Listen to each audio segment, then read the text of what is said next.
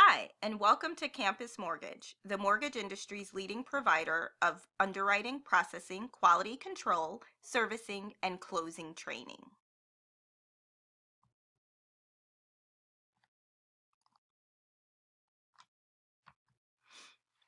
Before we get started, please take a moment to read Campus Mortgage's disclaimer. And keep in mind, the information contained in this video is time sensitive and subject to change without notice. Now let's get started. Today, we will be discussing part 2 of a 3-part video series which covers Freddie Mac's Home Possible program. Getting back into the specifics of the program, let's take a look at the maximum LTV, so your maximum loan to value, and total loan to value ratios. Included on the screen, you'll see a chart defining the LTVs by property type. So you'll see here on the Home Possible program, if you have a 1-unit property, you can go up to a 97% LTV. Now, I'm a DE underwriter, so I'm used to working on FHA mortgages that have the higher LTV of 96.5. So this Home Possible option is a very great alternative for those conventional borrowers to also benefit from a higher LTV. If you're doing a 2 to 4 unit or a manufactured home, you'll see here that your LTV is limited to 95%. But also keep in mind, which we'll get into in greater detail, your higher LTVs also benefit from lower MI coverage than your standard conventional program.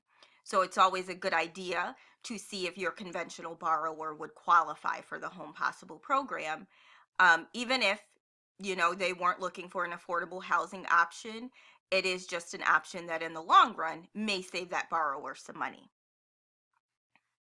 Another thing to point out is the CLTV or the TLTV ratios in the Home Possible program.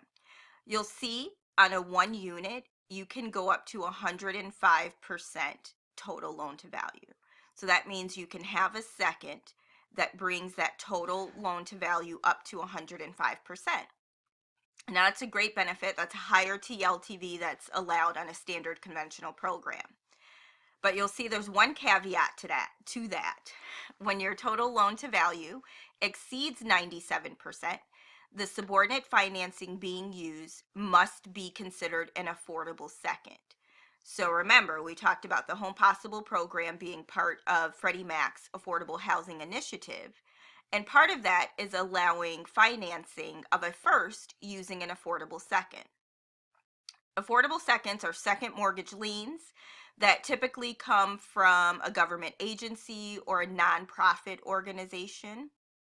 Affordable seconds could come from the borrower's employer, and also the Federal Home Loan Bank offers affordable seconds. There are certain criterias. Mainly it has to come from one of these acceptable sources. So you want to be sure that you actually check out Freddie Mac's selling guide for greater detail on affordable second requirements. But keep that in mind. If your borrower is looking for some subordinate financing on the Home Possible program, on a 1 unit, they can go up to 105%.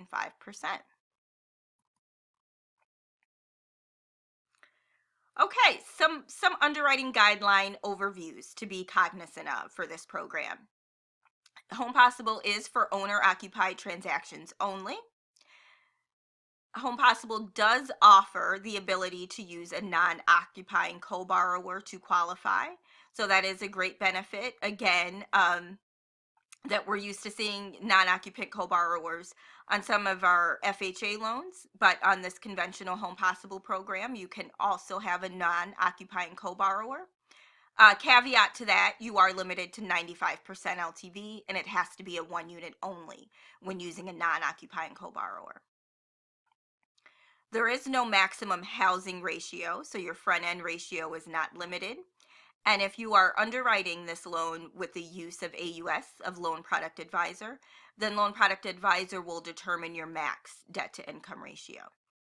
So you can see some higher DTIs approved through LPA on this program if there are some additional compensating factors to the loan, albeit reserves, your LTV.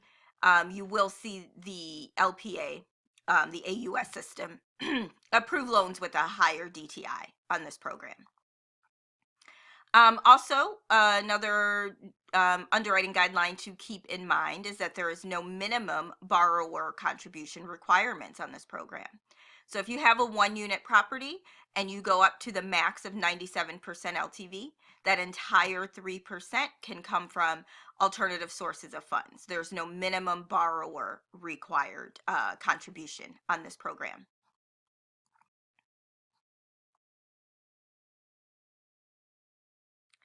Okay, something else to note, there are education requirements for Home Possible. First up is the home buyer education. So one occupying borrower must complete home buyer education when all of the occupying borrowers are first-time home buyers on the loan. That's if we're doing a purchase transaction. And then also for any loan that is approved with non-credit payment references, also known as non-traditional or alternative credit. So Freddie Mac does offer the Home Possible program. A lot of times it may require manual underwriting, but there are options for borrowers who do not have traditional credit. So if you're doing a loan for those type of borrowers under the Home Possible program, they will be required to take home buyer education. The home buyer education is really simple to get done. It can be completed through the MI companies. Most of the major MI companies offer online home buyer education, which would be acceptable for this program. Any other HUD approved counselors or agencies that offer home buyer education is also acceptable to Freddie Mac for this program. And then also something to keep in mind is if your borrower is doing a secondary financing or has an affordable second, a lot of time the agencies providing that subordinate financing also require home buyer education. That education typically can meet the requirements that Freddie Mac requires for Home Possible. So that could save your borrower some time from taking 2 separate home buyer education courses.